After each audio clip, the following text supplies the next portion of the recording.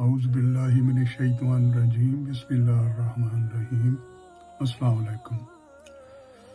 آج ہم انشاءاللہ سورہ المائدہ شروع کریں گے۔ اس سے پہلے سورہ البقرہ، سورہ عمران اور سورہ نساء ہم نے ختم کی ہے۔ تو اب میں نماز انسان کے لیے ایسے ہی ضروری ہے جیسے انسان کو سانس لینا ضروری ہے۔ اللہ تعالی ہمیں سجدوں کی لذت سے آشنا کرے، آمین۔ تو یہ سورہ المائدہ مدنی صورت ہے، تو اس کی 120 آیات اور 16 رکوع ہیں۔ پہلے میں اس کا تعارف تھوڑا سا پیش کر رہا ہوں کہ یہ مائدہ عربی زبان میں دسترخوان کو کہتے ہیں۔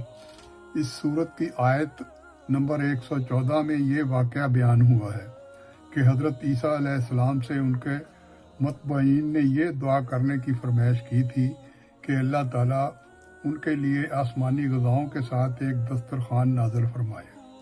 اس واقعہ کی مناسبت سے اس سورت کا نام مائدہ یعنی دسترخوان رکھا گیا ہے۔ یہ صورت حضرت محمد صلی اللہ علیہ وسلم کی حیات طیبہ کے بالکل آخری دور میں نازل ہوئی۔ اس صورت میں مسلمانوں کے سماجی، معاشرتی اور سیاسی مسائل سے متعلق بہت سی ہدایات دی گئی ہیں۔ اس صورت میں یہ بھی بتایا گیا ہے کہ کس قسم کی غذائیں حلال ہیں اور کس قسم کی حرام ہیں۔ اس سلسلہ میں شکار کے احکام بھی وضاحت کے ساتھ بیان ہوئے ہیں۔ اہل کتاب کے ذبیحہ اور ان کی عورتوں سے نکاح کے احکام بیان کیے گئے ہیں۔ چوری اور ڈاکے کی شرعی سزائیں مقرر فرمائی گئی ہیں۔ کسی شخص کو ناحق قتل کرنا کتنا بڑا گناہ ہے، شراب اور جوئے کو صریح الفاظ میں حرام قرار دے دیا گیا۔ وضو تیمم کا طریقہ بتایا گیا ہے۔ تو میں اب اس صورت کو شروع کرتا ہوں۔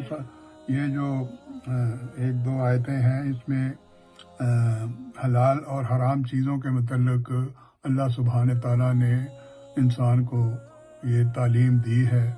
اب آگے اس پر عمل کرنا ہمارے اپنے بس کی بات ہے۔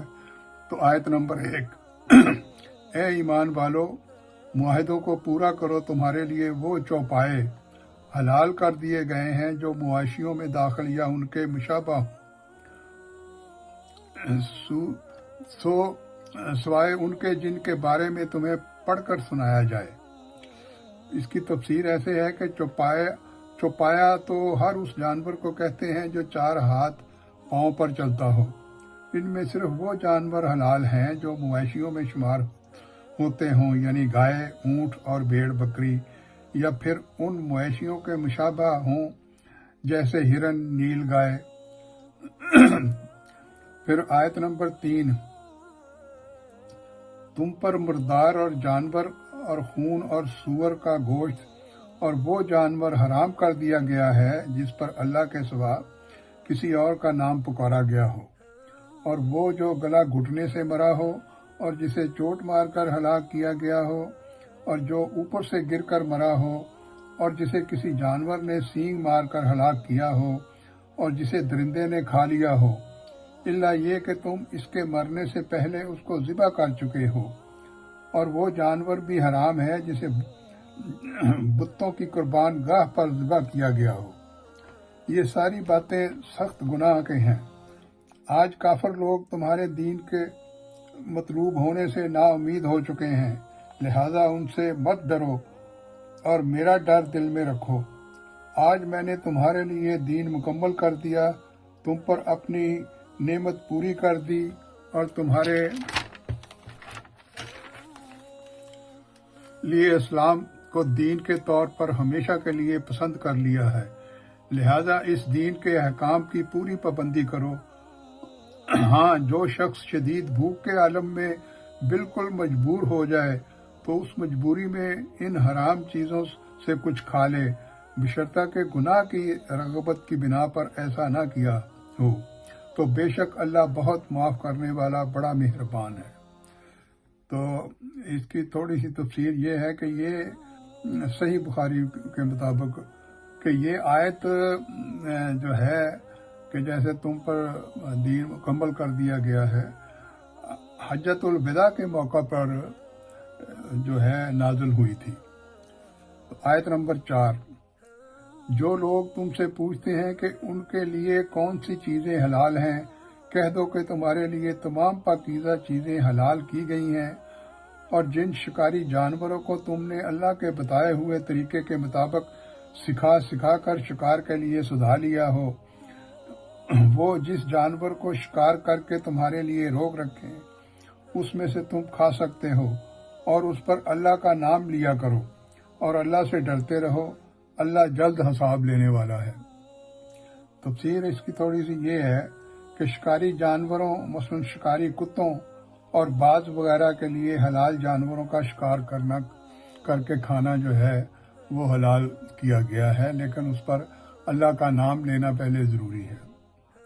آیت نمبر 5، کل پاکیزہ چیزیں آج تمہارے لیے حلال کی گئی ہیں، اور اہل کتاب کا ذبیحہ تمہارے لیے حلال ہے، اور تمہارا ذبیحہ ان کے لیے حلال ہے، اور پاک دامن مسلمان عورتیں بھی اور اہل کتاب میں سے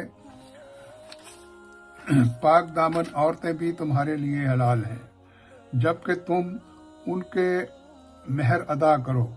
اس طرح تم ان سے باقاعدہ نکاح کرو، یہ نہیں کہ اعلانیہ زنا کرو یا پوشیدہ بدکاری کرو۔ منکرین ایمان کے اعمال ضائع اور عقارت ہیں، اور آخرت میں وہ ہارنے والوں میں سے ہیں۔ آگے آیت نمبر 6، یہ آیت نمبر 6 میں اس میں وضو کا طریقہ جو ہے نا جی اللہ تعالیٰ نے ہم کو سمجھایا ہے۔ پہلے ویسے میں وضو کے اوپر ایک چیپٹر جو ہے وہ بیان کر چکا ہوں، لیکن یہ اب اس آیت کے اندر اللہ نے بڑا تفصیل کے ساتھ آیا ہے کیونکہ یہ میں حدیث مسلم 537 اور ابو داود 60 نمبر اور بخاری 135 نمبر کا حوالہ دیتا ہوں کہ وضو کے بغیر نماز ممکن نہیں ہوتی۔ وضو جب تک نہ کیا جائے تو نماز پڑھنے کی اجازت نہیں ہے۔ تو آگے مسلم کی 579 اور 580، بخاری کی 136، حضرت صلی اللہ علیہ وسلم نے فرمایا، میری امت کے لوگ قیامت کے دن بلائے جائیں گے، وضو کے نشانوں سے ان کی پیشانیاں ہاتھ پاؤں سفید ہوں گے۔ اب جو کوئی تم میں سے اپنی سفیدی بڑھانا چاہے وہ بڑھا لے، یعنی کہ وضو کرنا لازمی قرار دیا گیا ہے۔ تو اب اس کی وضو کا طریقہ یہ بتایا ہے آیت نمبر 6 میں، اے ایمان والو، جب تم نماز کے لیے اٹھو تو اپنے منہ کو اور اپنے ہاتھوں کو کونیوں سمیت دھو ڈالو، اپنے سروں پر مسح کرو اور اپنے پاؤں ٹخنوں سمیت دھو ڈالو۔ اگر تم جنابت کی حالت میں ہو تو غسل کر لو، اور اگر تم بیمار ہو یا سفر کی حالت میں ہو، یا تم میں سے کوئی حاجت ضروری سے فارغ ہو کر آیا ہو، یا عورتوں سے ملے ہو، یا تمہیں پانی نہ ملے، تو پاک مٹی سے تیمم کر لو اور اسے اپنے چہروں پر اور ہاتھوں پر ملو۔ اللہ تعالیٰ تم پر کسی قسم کی تنگی ڈالنا نہیں چاہتا، بلکہ اس کا ارادہ تمہیں پاک کرنے کا اور تمہیں اپنی بھرپور نعمت دینے کا ہے تاکہ تم شکر ادا کرتے رہو۔ تو یہ سورہ المائدہ کی میں تقریباً اس کو 2 حصوں میں تقسیم کر کے پیش کروں گا۔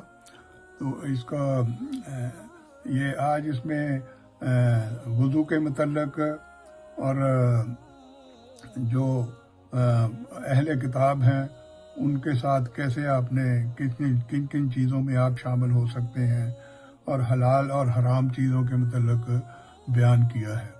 تو آگے چل کے باقی اللہ تعالیٰ کی جو بھی نصیحتیں انسان کو اللہ سبحانہ تعالیٰ نے فرمائی ہیں وہ آئیں گی، تو وہ میں انشاءاللہ پیش کروں گا۔ تو میں اپنے نئے سننے والے دوستوں سے درخواست کروں گا کہ یہ سن کر آپ سبسکرائب کریں اور اس کو لائک ضرور کریں، شیئر کریں۔ یہ نیکی کی باتیں ہیں، یہ قرآن پاک ہے سارا، لیکن اردو زبان میں، کیونکہ اللہ تعالیٰ کا فرمان ہے کہ سب زبانیں میری زبانیں ہیں، آپ کسی بھی زبان میں مجھے یاد کرو، میں تمہارے پاس ہوں گا۔ تو یہ قرآن پاک اردو زبان میں آپ کی خدمت میں پیش کرتا ہوں تاکہ ہم سب کو اس کی سمجھ آ سکے، اور ساری جو اس کے اندر تعلیمات اللہ تعالیٰ نے دی ہیں انسان کی بہتری کے لیے وہ بھی سمجھ آ سکیں۔ اور جو میرے پرانے سامعین ہیں، سننے والے، ان سے میں یہی بار بار گزارش کرتا ہوں کہ سننے کے بعد اس کو لائک کیا کریں اور شیئر کیا کریں، تاکہ یہ نیکی کی باتیں جو ہے پھیلانا یہ بھی ایک کار ثواب ہے۔ اللہ تعالیٰ آپ کو بھی اس کا اجر دے گا۔ اللہ تعالیٰ آپ کا حامی و ناصر ہو۔ اللہ حافظ۔